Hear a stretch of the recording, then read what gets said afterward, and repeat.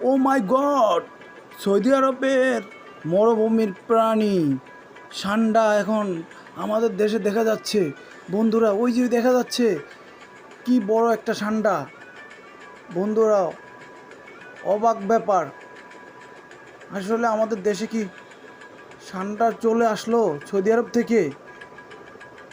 কত বড় একটা সান্ডা দেখা যাচ্ছে।